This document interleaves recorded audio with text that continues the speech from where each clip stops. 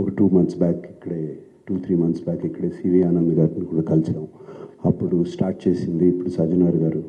Is continuing the fight for us, fight for the piracy. Let me congratulate the Hyderabad police and Telangana police, not just for the Telugu industry. వాళ్ళు చేసిన this thing, what they have done right now, it is for all the Tamil film industry and Hindi film industry. వాళ్ళందరూ కూడా suffer అవుతున్నారు ఎప్పటి నుంచో. In fact ఈ ఐబొమ్మ అనేది అతన్ని క్యాప్చర్ చేసిందిగానే నాకు colleague from Chennai head called. వాళ్ళు ఫోన్ చేసి ఇక్కడ చేయలేంది మీరు చేశారు అక్కడ అని.